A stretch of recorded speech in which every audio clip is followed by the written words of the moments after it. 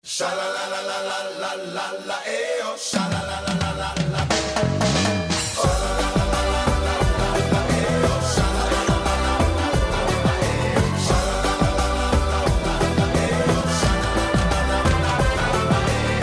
Let me tell you, yeah, baby, I got something to say. If you give me your hand now, I will show you the way. Estamos en los nuevos estudios de Concierto Punta en la Playa, aquí en la Parada 3 de la Mansa en Shark, continuando con nuestro ciclo Historias de Verano que comenzamos en el 2025. Estamos en el 2026, nuevo ciclo, y hoy tenemos junto a nosotros a uno de los grandes innovadores del periodismo radial y digital. Un empresario además exitoso. Fundó empresas realmente muy importantes, Infobae, C5N, Radio 10, un montón de radios. Fue dueño de Canal 9 durante 5 años. Bueno, una carrera excepcional. Hoy lo tenemos junto a nosotros. Es un placer contar con Daniel Haddad. Daniel, Muchísimas gracias por bienvenido. la invitación. Gracias, es un placer estar acá contigo. Daniel, ¿cómo comenzó todo? Hablamos de tu niñez, tu adolescencia, tus padres, tus abuelos, la llegada a Argentina, inmigrantes. Mis abuelos, sí, inmigrantes, como la enorme mayoría de la población argentina o sudamericana.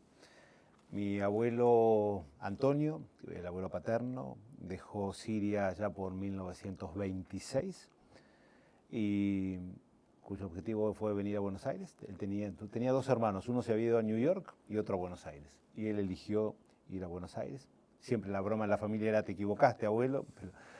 Y ahí hizo una familia. Mi abuelo trabajó hasta el último día de su vida, vendía botones y murió con 75 años, cuando yo tenía 14 años. Fue quizás mi primera muerte dolorosa, ¿no? De ver partir al abuelo. El abuelo fue un ejemplo de trabajo. Mi abuelo tuvo 6 hijos, algunos estudiaron, otros no. Mi viejo fue uno que no estudió, jugaba al fútbol, pero con eso no se pudo ganar la vida. Después terminó siendo empleado público. Y papá y mamá es uruguaya. Mamá es uruguaya. De ahí mi pasaporte uruguayo viene de ella. Y gran parte del amor a Uruguay también, porque cada vez que podían nos traían a visitar a sus familiares, que algunos habían quedado acá en Montevideo. Mi abuelo materno también salió de Siria, pero primero estuvo en Uruguay. Estuvo como 5 años en Uruguay y después cruzó a Buenos Aires. Y ese tuvo 9 hijos. Mamá nació acá en Libertad. San José. San José. Siempre la broma de la familia era, pero del lado de afuera, ¿no? Y Uruguay, mis primeros recuerdos de Uruguay son con poquitos años. Veníamos acá, había unas primas de mamá que también habían venido. Yo vengo de una familia de clase media-baja, con dificultades económicas durante toda la infancia, que corrigieron un poquito después en la adolescencia, pero mi crianza es no en la abundancia, es al contrario, en la falta. Vivían con lo justo. Con lo justo hasta el 20, ¿no? Y después del 20 con la deuda. A pelear. A pelearla, ¿no? El famoso fiado en el almacén y ese tipo de cosas. Y eso a mí particularmente me marcó y mucho. Creo que una vez que tuvimos una sensación horrible de que el almacenero no quería venderle leche a mi hermana, que prácticamente estaba recién nacida, fue como de adentro mío algo dijo, a mí no me va a pasar esto, ¿no? Y bueno, me esforcé mucho, trabajé mucho, estudié mucho, hice 2 carreras universitarias, hice un posgrado en España, tuve la suerte de conseguir becas siempre para viajar al exterior cuando era muy joven. Y yo estudié Derecho, ¿no? Yo soy abogado, pero nunca ejercí. Y un día, en 1984, que estaba haciendo un pequeño scholarship en Estados Unidos, descubrí un diario. Descubrí el Boston Globe. Y quedé fascinado con el cierre de la redacción. Tal es así que el grupo mío estaba en ese momento en Boston. Al día siguiente de esa visita tenía una entrevista con Paul Samuelson, Premio Nobel de Economía. Y yo pedí permiso para volver al Boston Globe, ¿no? Mi coordinador dijo, pero te vas a perder a Paul Samuelson. Digo, pero creo que encontré mi vocación. Y vi de vuelta cómo cerraba un diario. Empezaban a cerrar a las 6 de la tarde, temprano, los periodistas corrían. peleaban por su lugar en la tapa. Dije, wow, esto me gusta y mucho.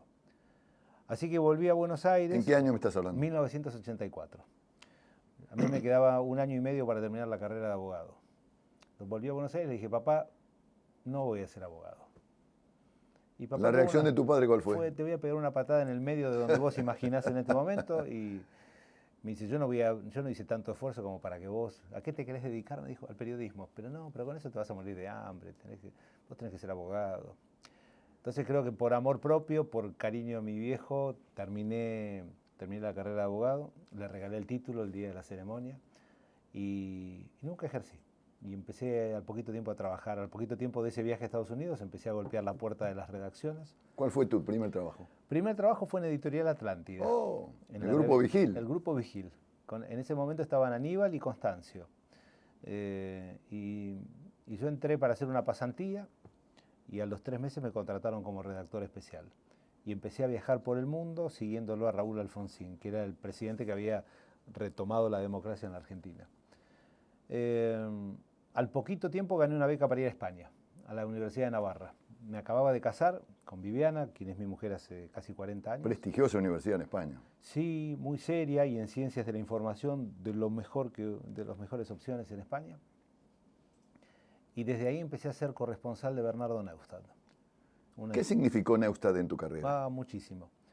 Fue una persona conmigo muy generosa, muy generosa. Cuando volví a Buenos Aires me dijo, él no me tuteaba, me decía, Daniel, usted tiene que trabajar conmigo, para aprender olvídese de la facultad, tiene que venir a trabajar conmigo. Y empecé a ser productor de él. Y tuvo la generosidad de que a los 2 o 3 años de estar trabajando junto a él, un verano me dijo, yo no me siento muy bien, tenía una crisis amorosa, se estaba separando, y me dijo, quiero que usted me reemplace. Y yo tenía 28 años. ¿En radio o en televisión? En Tiempo Nuevo. Ah, el programa de televisión. En Tiempo Nuevo. Que tuvo una influencia bárbara en la política argentina. Sí, sí. Separaba el país en ese momento los martes a las 10 de la noche. Estamos hablando de un mundo con 4 canales de televisión y uno que era importante, que era Telefe o Canal 11. Telefe. Así que Bernardo yo tengo los mejores recuerdos de él. Bernardo me enseñó a ser acelerado, yo era un tipo mucho más tranquilo. Cuando íbamos caminando desde tal vez la sala de producción al estudio, me decía, hábleme rápido, hábleme. No. Me decía, usted camina muy lento. Yo no caminaba lento, pero él quería todo rápido. Acelerado era. Era acelerado y hacía muchas cosas al mismo tiempo. Fue la primera persona multitasking que yo conocí. Hacía todo a la vez. Tenía un teléfono, atendía a otro, llamaba a un ministro, hablaba con el presidente, pedía el cierre. Era una cosa increíble. Era un gran productor, además. Tenía un sentido de lo atractivo, de lo que le podía gustar al público. Él lo entendía. Así que para mí fue un gran aprendizaje. Tu entrada a las radios. Bueno, Eduardo Urnequian un día me conoce a través de Bernardo Neustadt y me dice, Bernardo quiere no madrugar más. Él empezaba a las 6 de la mañana, hacía de 6 a 9. Me dice, Bernardo va a empezar de 8 a 10. Me dice, te ofrezco a vos que hagas el anticipo de Bernardo, de 6 a 8 de la mañana. ¿En qué radio? En Radio América y en Aspen. Ah, claro. Iban en duplex en ese momento. Claro. Y ahí fue mi comienzo. ¿Qué año estamos hablando? Año 90. Y nosotros ya teníamos, nosotros por aquel momento hicimos un acuerdo con Aspen, claro. Empezamos con Láser primero, y luego seguimos con Horizonte y después fue Láser en 90-91. Me acuerdo perfectamente, es más, viajé en ese momento acá a Punta del Este con Eduardo una vez que estaba en una negociación. Eduardo y Natalio Wende. Sí, claro, su socio. Sí. Eduardo está muy bien, Natalio ya no está entre nosotros, pero Eduardo sí, para mí es todo otro ejemplo de vida. Ha pasado los 90 hace un ratito y ya está, pero sigue muy vigente y de la cabeza muy bien. No, un tipo lúcido, increíble. Bueno, y ahí estuve como 6 años entre radio y televisión y cada fin de año me agarraba el estrés de que, digo, ¿y si no me renuevan el contrato? Y ahí venían a mi imagen, a mi memoria, cosas de la infancia. Y si me quedo sin trabajo. Y ese miedo fue el que me hizo presentarme a la última licitación de radios. El gobierno de Menem privatizó todos los medios. Los buenos primero, en el 90. Y el rezago se iba quedando con el tiempo. Canales de televisión y radios. Ya de televisión no quedaba una radio que era una radio de la ciudad de Buenos Aires, la M710. que en el ranking de 14 radios que había en ese momento de AM iba última. Con una, ¿Era del Estado o de la provincia? La administraba la ciudad de Buenos Aires. La ciudad de Buenos Aires. Era alguna cosa politizada, Sí, horrendo, sí. el transmisor no sonaba, era mala. Y salió a competencia, de hecho, se presentó solamente una persona que quería hacer una radio de campo, agrícola, y mi propuesta, que yo iba como socio de Marcelo Tinelli, que en ese momento estaba en su mejor momento. Era el número uno. Era el número uno. ¿Cómo fue esa sociedad? ¿Cómo se ocurrió unirte con Tinelli? ¿Qué Lo pasó? fui a buscar yo. ¿Lo fuiste a buscar Lo vos? fui a buscar yo, porque sentía que la propuesta de programación iba a ser mucho más atractiva. Era una AM y una FM. Entonces Marcelo en ese momento alquilaba una radio, creo que era 103.1, era Radio 1. Claro, nosotros hicimos un acuerdo con él, Marcelo. con concierto, Radio 1 en el 95. Claro, bueno, para esa fecha fue la licitación. La licitación fue en agosto del 95, nos presentamos y obviamente nuestra propuesta fue superior, ganamos. Y en el camino a la adjudicación hubo 1000 trabas, empezaron a aparecer recursos de amparo, que por qué van a privatizar esta radio. En ese momento Marcelo me dijo, mira, yo me voy, yo no puedo tolerar mi imagen pública este desgaste. Y la verdad era un desgaste. Con lo cual me quedé solo con el proyecto. Y en el 1 de enero del 98 salió al aire Radio 10. Radio 10. Y 18 meses después era la radio líder en Argentina y fue líder, llegamos a tener... 10 años. Te diría casi 12, sí, hasta el 2012 que vendí, octubre del 2012, y hasta ese momento teníamos el 45% del share de la radio. ¿Cómo armaste Radio 10? Yo me acuerdo González Oro, Feynman, o sea, Era la armada... buscaste algo diferente, ¿no? En realidad, lo que sentíamos nosotros es que en Buenos Aires la mayoría de las radios o la mayoría de los medios eran del centro a la izquierda. Y sentíamos que había un público conservador en Buenos Aires que no tenía quien lo represente. Hicimos un estudio de opinión y lo que decíamos nosotros es dividamos el círculo, la torta, de arriba hacia abajo y de izquierda a derecha.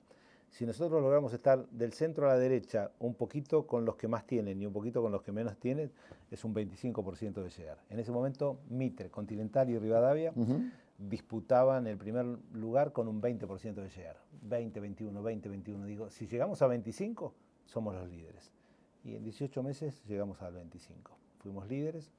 Jamás me voy a olvidar el día que llegó la medición de Ibope y nosotros con nombres que en ese momento no eran tan famosos, los hicimos famosos nosotros. Yo fui reclutando gente que escuchaba. A ver, para mí, mi oído es algo muy importante. Yo diferencio mucho a la gente por las voces. Tengo un oído que escucho cosas que otros no escuchan. Y para mí la voz de una persona en la radio es lo que marca la diferencia. La personalidad. No solo el contenido de lo que dice, que obviamente es fundamental, pero vos podés hablar del tema más interesante del mundo y tu voz hace mal al oído y la gente cambia. En cambio, una voz cálida, una voz que atrapa, una voz profunda. Y el Negro Oro, que fue parte de los primeros que se sumó al equipo, tenía una voz espectacular, o tiene una voz espectacular. Eduardo Feynman. Bueno, fui trayendo distintas figuras que en ese momento ninguno estaba primero en su horario. Y con Radio 10 fueron primeros. Entonces eso generó un espíritu, una mística. Y después hicimos muchas acciones de marketing que, no sé, cada 25 de mayo, que es el día que se conmemora la Revolución de Mayo, regalábamos banderas, entonces todos eran famosos, la gente que ese día ponía una banderita en el auto. Yo lo había visto en Israel eso, que un día llegué, fui a hacer una nota a Israel y estaban todos con la banderita y digo, ¿qué es esto? Y era una fecha patria. Yo nunca había visto esas banderitas que se ponían en el vidrio. Claro. Y los 25 de mayo la ciudad llegamos a repartir 500.000 de banderas una mañana, ¿no? Para Buenos Aires. Marketing puro. Marketing puro. Empezamos a hacer espectáculos gratuitos en estadios de fútbol. Un día llenamos el estadio de Racing, un día el estadio de Atlanta. Invitábamos a músicos que venían, que hacían acuerdos con nosotros, que les interesaba que promocionemos su música y venían sin cobrarnos al recital. Sorteábamos taxis. Los taxistas eran todos fanáticos de Radio 10, daban la vida por Radio 10 porque cada tanto sorteábamos un taxi 0 kilómetros, ¿no? Y eso fue Radio 10. Y al mismo tiempo salimos con una radio, al mismo tiempo no, un poquito después. Primero salimos con la FM con un producto que no anduvo, que fue News, que era una radio de música y noticias, pero la verdad que no funcionó. Por eso vos me decías fracasos, cantidad tuve. Y creo que fueron importantísimos para no cometer después errores. Creo que del fracaso, yo siento que en la cultura latinoamericana la palabra fracaso cae mal. Vos fracasaste. Bueno, pero obviamente es parte del camino al éxito. El fracaso no tiene que ser una muestra de que estoy derrotado, me retiro y no hago más nada. Es al contrario, es una guía, es un mapa que me muestra, por acá no, tal vez es por acá. Hay países que ayudan a volver y hay otros que son más complicados. Por supuesto. Pero creo que tiene que ver con lo latino, con lo que heredamos de España. ¿No? Es largo, ¿no? Podríamos discutirlo ahora. Sí. Pero no sé si hace referencia a Estados Unidos, pero en Estados Unidos la gente primero cuenta sus fracasos. Acá los guardamos en la valija, lo dejamos debajo de la cama. Además, no solamente en Estados Unidos hay otra cosa, hay una admiración por el exitoso, cosa También. que no tenemos nosotros. No, Es un grave problema, sí, es sí. un grave problema. Admiran al exitoso, lo imitan al exitoso, Sí. y acá nosotros le tenemos como una especie de envidia o celo. Sí, sí. Es bien latino, a diferencia de los cierto, de los ¿no? sajones. Bueno, con News fracasamos Bueno, y ahí se me ocurrió hacer un estudio. Te cuento una pequeña anécdota. a ver. Yo de chico era fanático de Sui Generis.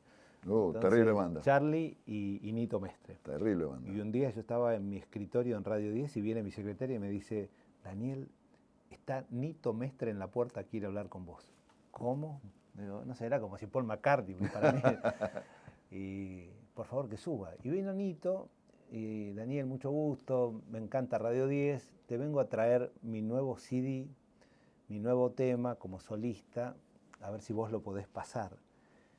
Dije, Nito, Radio 10 no es una radio musical, yo no paso música. Y todavía tenía News. Y la otra es una radio en inglés, no. Ah, qué lástima, pero viste qué increíble, ninguna radio pasa nuestros temas. ¿Cómo ninguna radio? Dice, no, ninguna radio en Argentina pasa rock nacional. Bueno, seguí conversando y me quedé con eso. Y había conocido a una agencia de mediciones con sede en Estados Unidos que hacía estudios sobre música en la ciudad, qué gustaba en una sociedad, ¿no? Hicimos en lo que es en Buenos Aires y el Gran Buenos Aires una encuesta de qué música escucharían en una radio, qué tipo de música. Y ahí nos sorprendimos, porque no eran excluyentes, sino vos ponías primero la que más te gustaba, después la segunda, después la tercera, y dio 65% rock nacional, 35% pop en español, 20% pop en inglés, 4% folclore y 1% tango. Algo así más o menos. Era contundente. Yo digo, o está mal la encuesta, o acá tenemos un éxito asegurado. Estamos equivocados nosotros. Claro. Y ahí fue en récord. Pusimos Mega al aire, Mega 98.3. Seleccionamos los 400 temas más importantes del rock nacional para comenzar, y en 3 meses éramos líderes. Entonces ahí fue un cambio de vida, porque tenía la AM primera y la FM primera, y apareció un grupo norteamericano que se llamaba EMIS Corporation, que era la 6ª cadena de radios de Estados Unidos. En ese momento la Argentina era todavía muy atractiva, todavía no había caído en ¿Qué año? default. 2000. Todavía seguían llenando. Antes del desastre. Antes del desastre, que fue en diciembre del 2001. Esto habrá sido en febrero del 2000. Y me hicieron una propuesta. Te compramos el 75% con la condición de que te quedes manejando las 2 radios con un contrato por 10 años. Fue el primer gran negocio de tu vida. Me cambió la vida. A partir de ahí empecé a sentirme de otra manera. A partir de ahí dormí más tranquilo, ¿no? Bueno, aunque No tan presionado por todo lo que significa el mercado, las circunstancias, manejar tantos medios, el mercado. Te da otra tranquilidad. Sí, la verdad que sí. Vino la debacle después y los tipos se querían ir de Argentina, así que las recompré. Obviamente no al mismo precio. Pero Fue otro gran negocio. Fue otro buen negocio. Y a partir de ahí empecé a comprar más radios. A partir de ahí compré Canal 9. Bueno, ahí vino la etapa más audiovisual. De esa etapa, Canal 9. Compraste Canal 9, lo tuviste por 5 años. 5 años. Y tuviste la habilidad también de reflotarla, el viejo canal de Alejandro Romay, don Alejandro Romay, y la vendiste otra vez, a los 5 años la vendiste en el grupo al mexicano González. O sea, vos tuviste la habilidad, hacías los productos y tenías la habilidad de venderlos. Eso te daba una tranquilidad para seguir pensando en otras cosas. Sí, lo de Canal 9 fue, por un lado, muy entretenido y por el otro lado muy complejo en lo económico, porque yo compré una radio en plena crisis. Esto fue a mitad del año del 2002, donde los valores habían caído por el piso y todo el mundo deseaba partir. Y yo compré a libro cerrado, confiando en la gente de Telefónica que me dejaba, compraba la deuda y algo de efectivo. Y la deuda fue, ellos me decían que era de 15 millones de dólares. Yo dije, es una deuda pagable. Hice los números. Yo ya venía hablando con Marcelo Tinelli de que si compraba el canal en algún momento quería que se pase, dejase Telefe y se viniese a Canal 9. Tardé 3 años en convencerlo. Pero el problema fue que cuando empezamos a hacer un due diligence del canal que habíamos comprado, La verdad de la milanesa. todos los días me aparecía alguien que decía que era acreedor de 1 millón, de 2 millones, de 3 millones, películas que yo nunca había visto. Una vez me pasó que Gustavo Yankelevich estaba en Telefe, indirectamente manejaba todavía Telefe, y había unas películas que yo las había pagado Canal 9, que era el mismo dueño de Telefe, y no estaban las películas, estaban en Telefe. Entonces le digo, Gustavo, esas películas que vos estás Son dando, mías. las pagué yo, las pagó este canal. Me dice, quejate en España. Me dice. Así que me tomé un avión y me fui a verlo al presidente de Telefónica en España. Y el tipo me trató, me dijo, pero usted es adulto, ¿no? Tiene más de 18 años. Si usted compró el libro cerrado, usted es un irresponsable, ¿no? Palabra más para... Mi mujer dice que con Canal 9 yo dejé de sonreír, ¿no? Yo me reía mucho. A partir de ahí un día me levanté y después que terminó la auditoría final, la deuda era de 63 millones de dólares. Dios mío. Yo nunca había debido un centavo, ni 100 mil dólares. De deber 63 millones de dólares me quitó el sueño. Qué Sí. carga. Te voy a contar otra intimidad más. Yo no tomaba alcohol. No tomaba alcohol. La noche que la auditoría que hizo el juzgado, porque nosotros nos declaramos en concurso preventivo de acreedores, y un día, cuando se pasa en la legislación argentina el famoso artículo 36, el juez dice, señor, usted debe 63.200.000 dólares. ¡Wow! Esa noche por primera vez probé el vodka. Y dije... ¿Debutaste? No, debuté con el alcohol, no podía dormir, estaba desesperado. ¿Qué año fue? ¿Cuánto hace que habías comprado la radio? El canal, perdón. Esto fue en el 2003. Yo lo había comprado en julio del 2002 y a principios del 2003 tuvimos que declarar el concurso. Bueno, la verdad hicimos una negociación. Digo, yo más que dedicarme a programar el canal, me dediqué al concurso. Acreedor por acreedor, buscando una propuesta para llegar a tener la mayoría de los votos. ¿Qué solución buscamos? Y encontré una solución bastante salomónica, la gente que sabía que si esto quebraba no iban a cobraba cobrar nadie. nunca.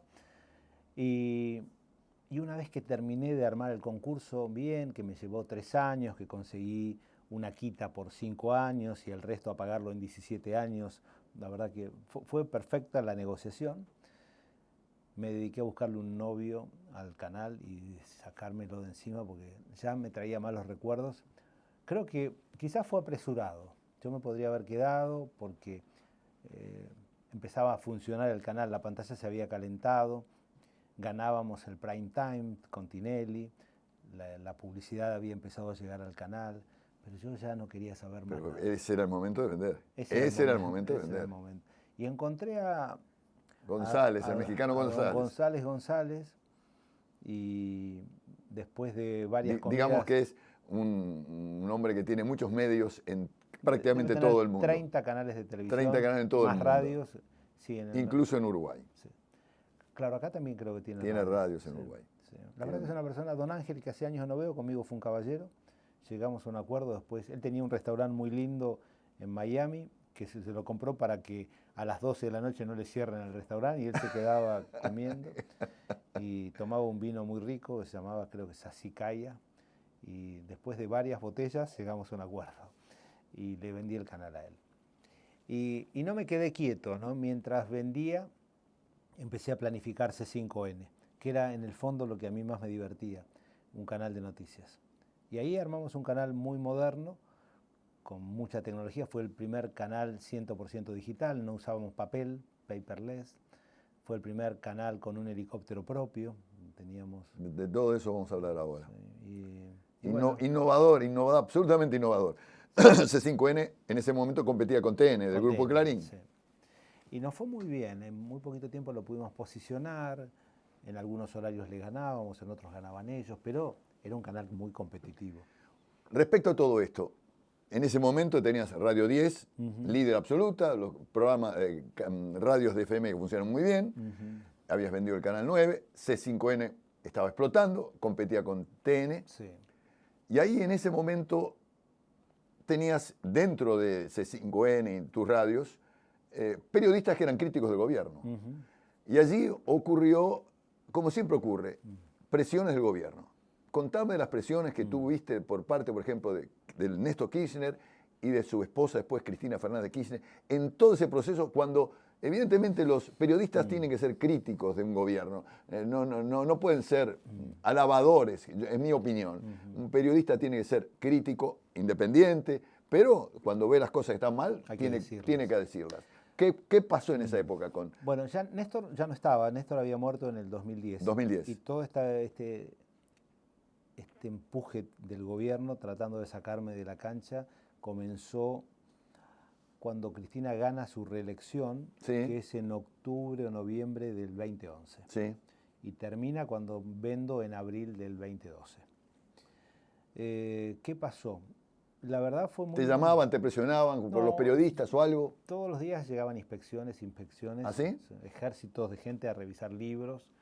Un día llegaron a las 12 de la noche de un viernes, una patrulla de aduanas, querían certificar que todas las cámaras tuviesen la estampilla de que habían sido importadas, y era pelear contra el Estado, no digo que es difícil, es imposible. Nosotros lo sabemos, Sí. nosotros lo sabemos.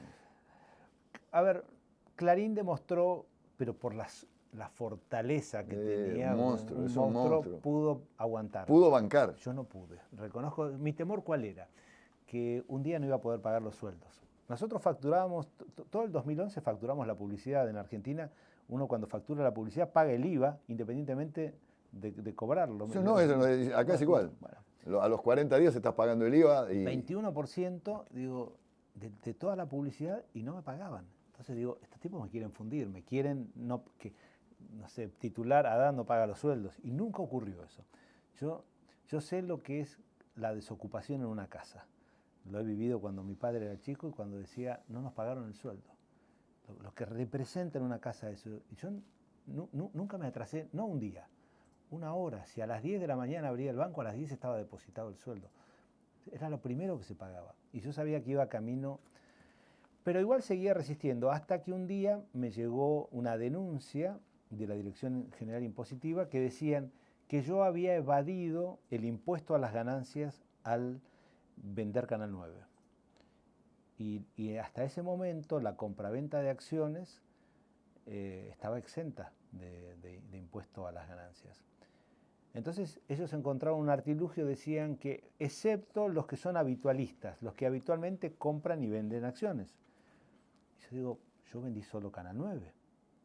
Me decían, no, usted vendió Canal 9 en 2 partes, lo cual lo hace habitualista. Un ridículo. Le buscaron... Que obviamente a los 4 años, en el Tribunal Fiscal de la Nación, me pidieron hasta disculpas por el despilfarro de la recursos barra del pasada Estado, que había la cometido el gobierno. Y el director de Impositiva un día me llamó y me dijo, a ver, ¿cuántos hijos tenés vos? ¿Pero qué tiene que ver mis hijos acá? Me dice, no, es que vos y tu mujer son socios, vamos a ir por los dos y nosotros manejamos la justicia penal económica y lo más probable es que los dos van a ser detenidos dentro de poco. ¿Quién va a cuidar a tus hijos? Y realmente sería... Muy duro, muy duro. fue Pero difícil. además de todo eso, hay 3 hechos que quiero comentar. Vos incluso lo has destacado en algún momento. El 2010 fue un año muy duro para vos en varios aspectos.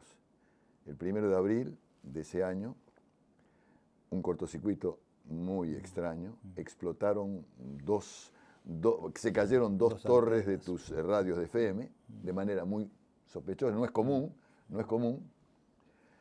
casi 20 días después, el cumpleaños de tu señora en Pilar, estabas festejando el cumpleaños con 50 amigos, y aparecieron unos desconocidos y balearon donde estabas cenando, el lugar donde estabas cenando.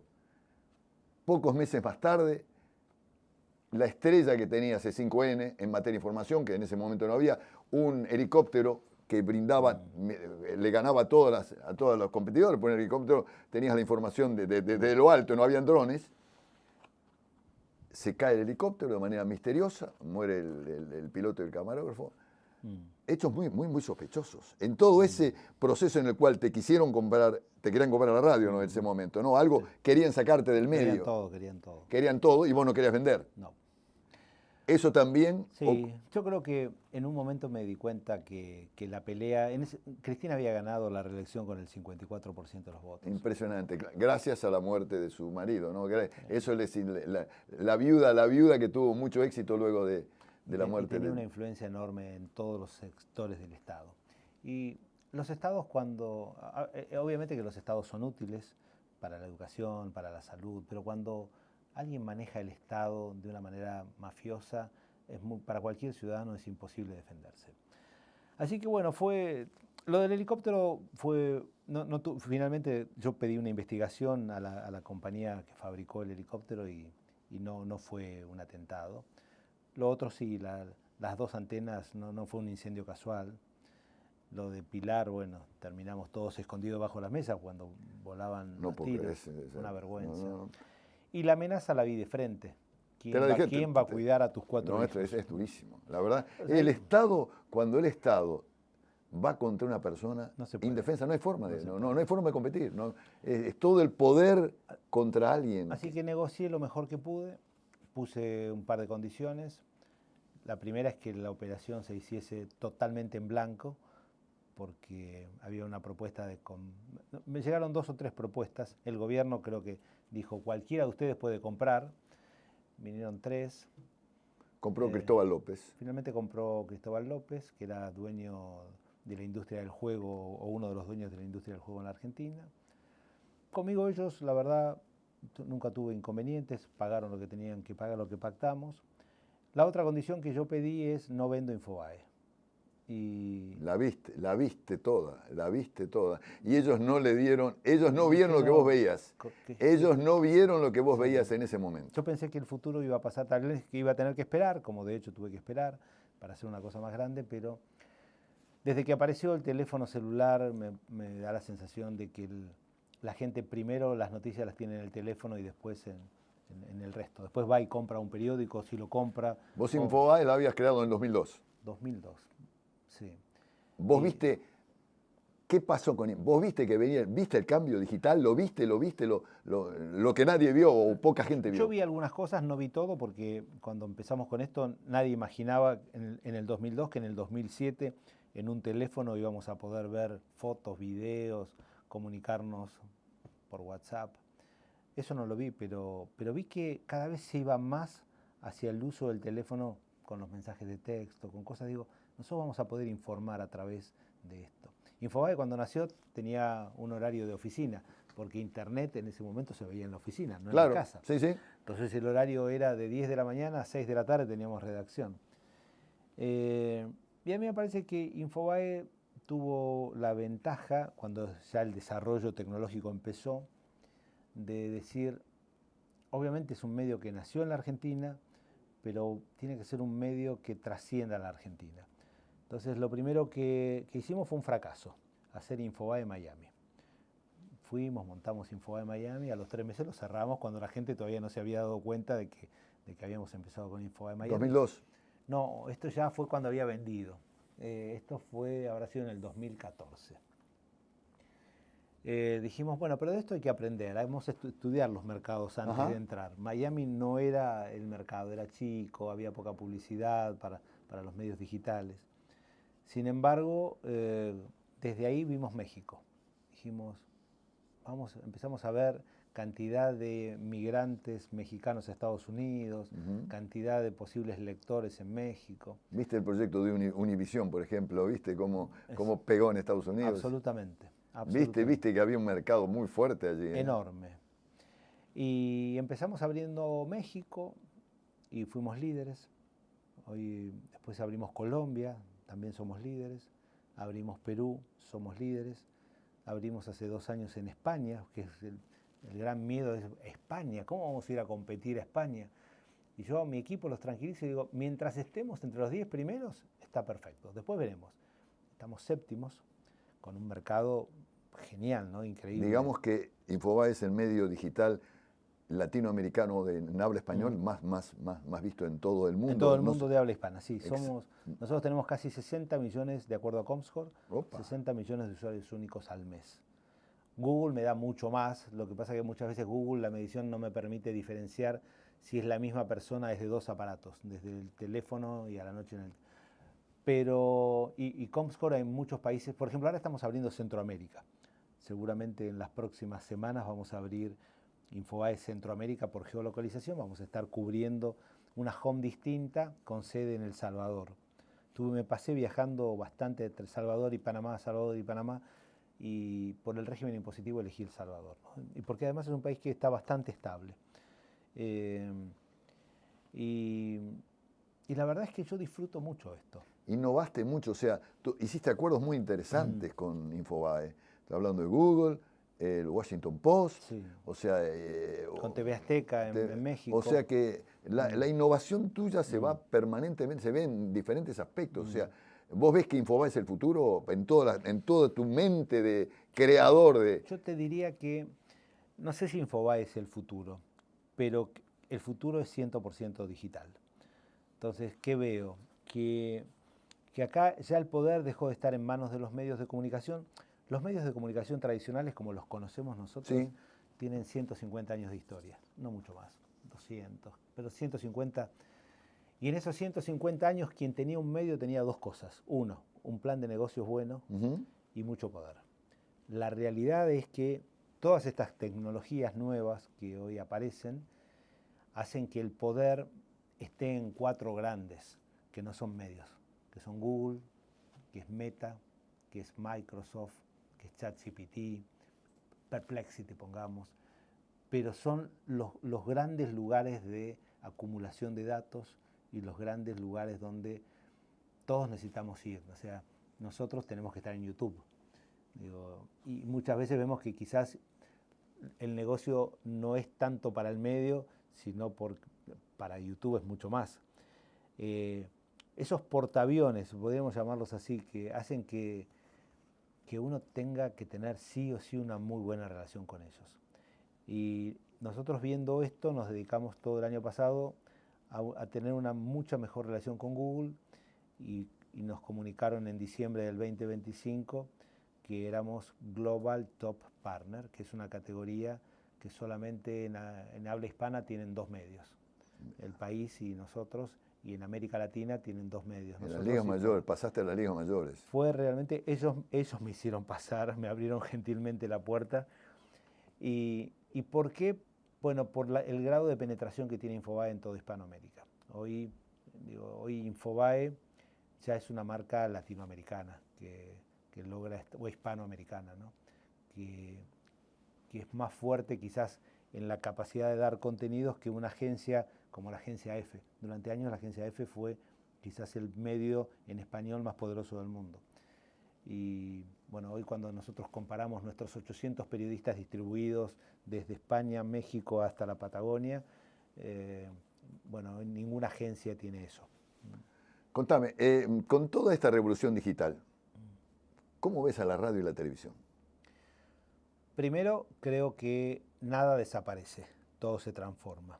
Entonces, la televisión, todo el mundo dice, no, se está muriendo Como decía la televisión. Drexler. Claro, exactamente. No se está muriendo la televisión. En todo caso, decrece un poco la audiencia. La televisión abierta, La fundamentalmente. abierta, ¿no? Pero en general, cuando vemos mediciones, todo ha bajado un poco. ¿Por qué? Porque durante años la comunicación fue algo piramidal, donde en un vértice encontrábamos al emisor y después encontrábamos millones de receptores. Cuando aparece el teléfono con datos, todos estos receptores se transforman en receptores, pero también en emisores. Entonces, cuando vos estás enojado y querés decirle algo al ministro X del Uruguay o a un ministro argentino que no permitió tal cosa o a un ministro brasileño, con tu cuenta de Twitter, no te digo que el ministro te va a leer, pero vos podés decirle, señor ministro, te transformaste, no sé, el accidente del otro día aquí cerquita del puente de la Barra. En la 31, la moto. La moto que se lleva por dentro. Bueno, digo, ese video no lo tomó un medio tradicional. No, la gente, fue la gente. Lo tomó un señor que estaba, fue la gente. Estaba filmando otra cosa, porque ni siquiera podía predecir que iba a haber un accidente. El periodismo lo hace la gente, a través de los medios, a través de los celulares. Busca lo que la gente hace. A veces lo hace el periodismo, pero muchas veces nos nutrimos de lo que hace la gente. Es decir, que ese receptor ya es un emisor. Ahora, esto afecta a todos, porque afecta a la televisión abierta, a la televisión por cable, a la radio AM, a la radio FM, a los diarios digitales. Nadie puede ser una excepción en esto. Y a los que más beneficia, te repito, son a esos 4 o 5 tanques tecnológicos del mundo, que son los que tienen la posibilidad de ¿me llevan o no me llevan? ¿Me llevan o no me llevan? Y nosotros eso lo vemos, por eso nos pareció tan importante cerrar este acuerdo con esta empresa. Mucha gente opinaba que la radio iba a ser la que iba a sufrir con todo esto. Y creo que es la que menos herida está de todo este movimiento, y recién lo comentábamos antes de la nota, por la influencia que tiene la radio en los autos. Esa compañía es nuestro gran aliado en este momento, la radio en los autos, que es la compañía que uno busca. Entonces, eso no lo tiene la televisión abierta. Absolutamente. Entonces, y es tan cierto esto que nosotros durante todo el 2025 hicimos una experiencia de streaming con Infobae en vivo. Ajá. 3 horas a la mañana en vivo, 3 horas a la tarde en vivo. 2026 vamos de 7 de la mañana a 9 de la noche, pero yo compré una FM en Buenos Aires para transmitir... ¿Volviste a la radio? Bueno, Infobae. ¿Cómo se llama? Infobae. Infobae. Infobae Radio, sí. Porque creemos que en el auto no hay competencia. No hay competencia. Entonces necesitamos que la gente conozca el producto desde el auto. Y después cuando llegue a su casa lo ponga en una pantalla. ¿Sabes por qué te digo esto? Porque fundamentalmente las agencias de publicidad que vienen con ideas del exterior, fundamentalmente las que tienen matrices en Estados Unidos, en Europa, dicen ahora lo digital y no existe nada más. O sea, hay una verdad y están olvidándose que hay otros medios, el digital es muy importante, pero la radio sigue manteniendo yo diría, en Uruguay, por ejemplo, el uruguayo es muy radiero, el argentino creo que también. O sea, escucha mucha radio, mucha más radio de lo que piensan, por ejemplo, los norteamericanos. Cuando alguien que es dueño de una AM viene y me dice, no, la AM está todavía más en problema, el problema es si no tenés contenido. Si hay buen contenido, porque además hoy una radio tiene seguramente cámaras que están tomando a sus conductores, y si el contenido es agradable, interesante, me despierta curiosidad, me hace pensar, me emociona, yo lo voy a ver, tal vez no lo escucho en vivo, pero después veré los shorts, veré lo que pasa en TikTok, veré lo que pasa en Instagram, y ahí voy a tener presente la marca seguramente del medio que hizo eso. Hablemos de Argentina. 2 años del gobierno de Milei. Muchos decían, que no llegaba a los 6 meses, una semana. Claro, lo subestimaron mucho. Exactamente. 2 años. ¿Cuál es tu opinión? Bueno, yo creo que la elección de Milei demostró que la sociedad argentina, entre la certeza del pasado y la incertidumbre del futuro, eligió la incertidumbre del futuro. Milei era un gran misterio. Reconozcamos que ahora lo estamos viendo en acción. Pero lo otro era alguien que no podíamos citar una experiencia en algo. Con Macri imaginábamos el Macri que manejó Boca. Un outsider total. Llegó alguien que vino de afuera de la cancha. Y muchos lo subestimaron. Creo que fue un grave error. Él llega a la primera elección con 7 senadores y 33 diputados. Y en los últimos días del 2025 logra sacar un presupuesto, que Argentina hace mucho no sacaba un presupuesto, primer presupuesto con déficit fiscal 0, y lo saca con 45 senadores y siendo la primera mayoría con casi 100 diputados, en muy poquito tiempo. Es decir, ¿qué creo? que como todo la Argentina hay que ser prudente, cualquier pronóstico en la Argentina puede fallar, pero hay un deseo de mucha gente de que independientemente que le guste más o menos Milei, más o menos los modos de Milei, más o menos algunas ideas de Milei, la gente dice, che, esto de que no se puede gastar más de lo que se tiene es lógico. En mi familia es lo mismo, en la empresa es lo mismo. No se puede vivir o con inflación emitiendo dinero o pidiendo préstamos todos los días. Entonces creo que Milei es como volver a ciertos principios básicos de la economía sana. Después en el resto obviamente podemos discutir un montón de cosas. Ahora, si uno no tiene la economía sana, no puede discutir más nada, ¿no? Porque si no es toda una ficción. Yo entiendo que hay gente que dice, bueno, pero la salud ahora es de menor calidad, puede ser. Y con la educación, quizás esos son los temas más discutibles con Milei, ¿no? Pero comparado con todo lo que, sobre todo con los últimos 4 años, o con algunos años de kirchnerismo, me parece que ha puesto al país en un lugar internacional, en un contexto bastante interesante. Cuando uno ve hoy la región como está, hay un cambio, ¿no? Hay un cambio, sobre todo en la relación con el país líder del mundo, que es con Estados Unidos. Después de más de 20 años, ¿estamos viviendo el ocaso del kirchnerismo? A mí me parece que el kirchnerismo no tiene ya una figura convocante, ¿no? Solamente les queda Cristina Kirchner. En prisión. En prisión, con una condena y tal vez dentro de poco tiempo venga Con otra más, con varias no sé, puede ser. Y tiene una inhabilitación permanente para ocupar cargos públicos, con lo cual no parecería que se pueda trasladar eso a un descendiente, ¿no? A un hijo, por ejemplo, o decir, este es mi candidato. Ya la gente no resiste. En la Argentina mucha gente se acostumbró que en los años, 70 años atrás, Perón, o 60 años atrás, decía, ese es mi candidato, y la gente iba y lo votaba. Bueno, eso se terminó. Me parece que cada ciudadano hoy se siente mucho más empoderado. Las comunicaciones tienen que ver con eso también, ¿no? La tecnología tiene que ver con eso.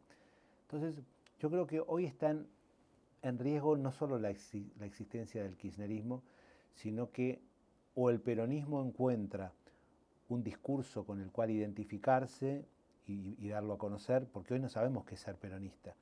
No sabemos si es un gobernador conservador del norte, o es un chico que se llama Grabois, o Kichil, no sé qué es el peronismo, es muy difícil de entender qué es. Entonces me parece que el problema que tienen ellos es que no que el kirchnerismo esté por desaparecer, el problema es que a este ritmo puede desaparecer el peronismo. ¿Tenés madre uruguaya? O sea que tenés un contacto con Uruguay. ¿Qué opinas de Uruguay, de este momento de Uruguay? Bueno, a mí me parece que Uruguay ha demostrado ser un país mucho más previsible que Argentina, ¿no?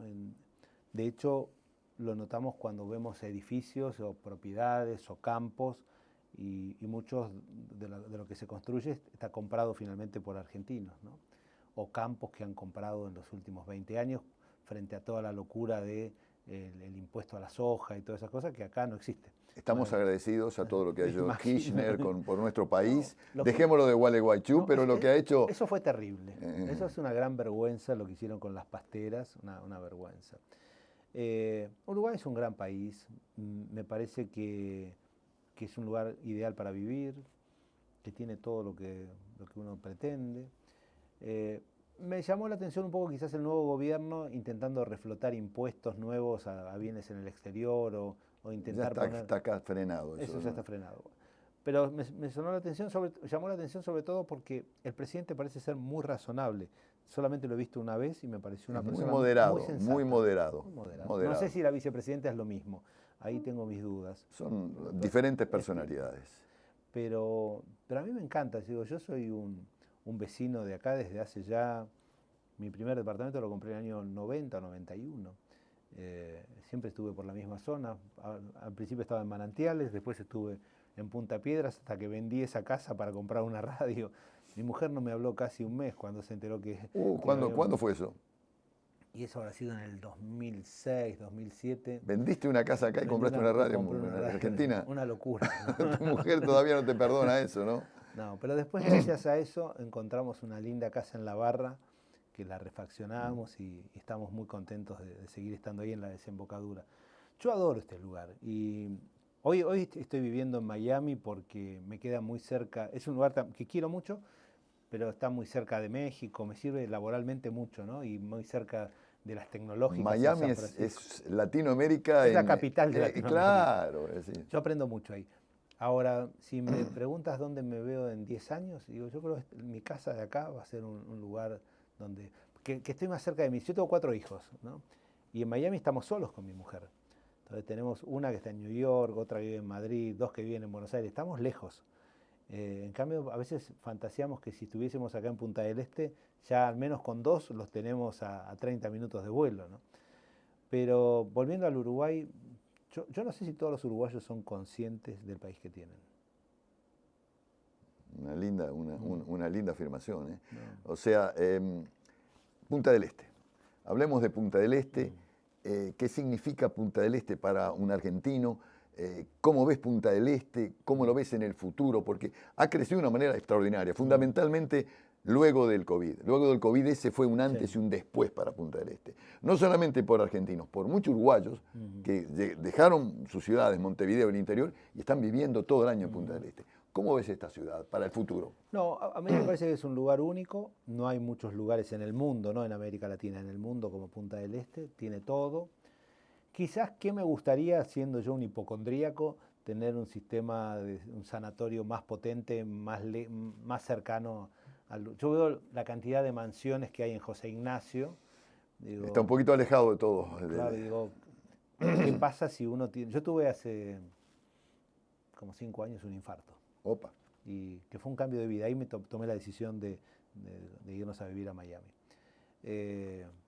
Aunque sigo trabajando con la misma intensidad, pero uno se autoengaña un tiempito y piensa que... Pero no elegimos Punta del Este quizás porque no encontraba un sanatorio cercano para... Desde la barra estamos lejos de todos, ¿no? Yo creo que es eso, y la otra cosa que creo que es una oportunidad para Punta del Este. Este es un lugar para traer alguna universidad muy grande del mundo. Yo estuve hablando con el intendente actual y son 2 aspectos que están considerando. O sea, el traer, aunque tenemos algunos centros asistenciales muy interesantes, traer desde el exterior una clínica o asociada a una clínica importante del exterior y lo mismo una universidad.